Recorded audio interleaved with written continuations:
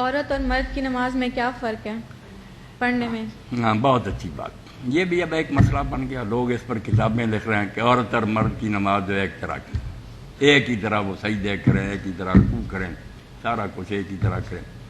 ہمارے اہل حدیث علماء صلاح الدین یوسف کے جیسے ہیں وہ رسالے لکھتے ہیں، مگر یہ بات پوری امت کے اجماع کے خلاف ہے. بالکل ساری امت کے علماء کسی گروہ کے بھی تھے نا، سب متفق تھے، صحابہ اور تابعین سے لے کر کوئی اختلاف نہیں تھا کہ عورت کی نماز الگ ہے، مرد کی طرح نہیں اس میں پڑھنی.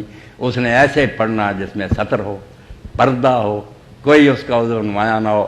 جب یہ فتنہ شروع کیا ہے ان لوگوں نے کہ نہیں مرد کی طرح ہی پڑھے، تو مولانا غزنوی رحمۃ اللہ علیہ کے خاندان کے لوگوں نے فتویٰ دیا کہ تم ساری امت کے خلاف ایک نیا دین نکالی. مگر یہ بات نہیں آئے، اب عورتیں بھی اٹھ کر سجدے کر رہی. بالکل میری بچیاں خدا کے لیے مانیں یہ مسئلہ جھوٹا ہے.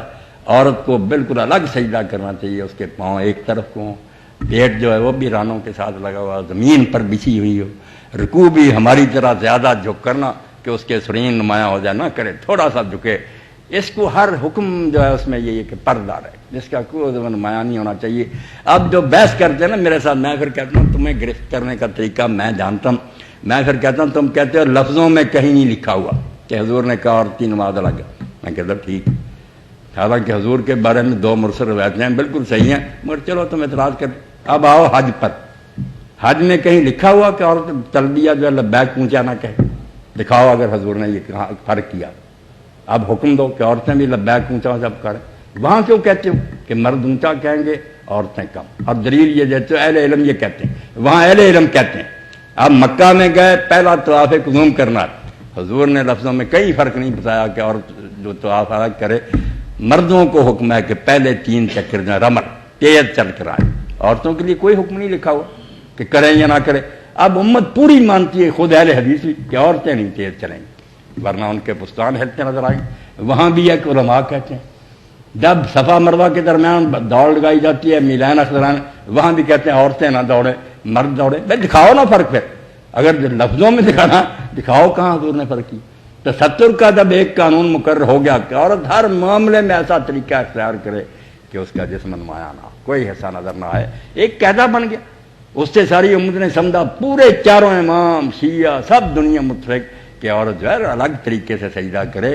یہ بے بنیاد مسئلہ بنا لیا کہ نہیں ایسے کہ آپ دیکھیں عورت کے لیے پردہ اتنا اہم ہے کہ امام احمد بن حنبل رحمۃ اللہ علیہ کا ایک قول یہ ہے کہ عورت اگر رفع یدین کرے نا جب نماز میں ہاتھ اٹھائے شروع میں تو مرد کی طرح نہ اٹھائے، کانوں تک نہ اٹھائے، اس سے بھی کچھ اس کے بازو ننگے ہو جائیں، بس سینے کے برابر ایسے ہی سمتی کرے.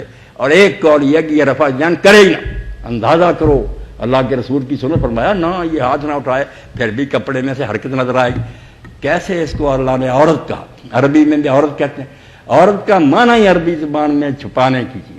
اب یہ جس طرح جی چاہے بے پردہ ہوتی پھریں، لفظ کی توہین کہ عورت تو کہتے ہیں چھپانے کی چیز. میری آپ کی مرد بیٹھے عورت ہے، مرد کی عورت ہے ناف سے گھٹنوں تک، عورت تو رجل، یہ ہماری عورت کہ چھپاؤ اس حصے کو. اسی طرح ان کو کال مرد عورت جو ہے یہ سر سے پاؤں تک عورت. ضرورت کہتا ہے صرف چہرہ اور ہاتھ اگر کسی موقع پر رنگے کر سکتے ورنہ نہیں. تو اس لیے بیٹا یہی بات ہے کہ یہ سجدے رکوع یا سارے جو نماز کے طریقے ہیں نا مرد سے الگ بالکل با پردہ رہ کر جس میں کوئی حرکت ظاہر نہ ہو، یہی ٹھیک بات ہے.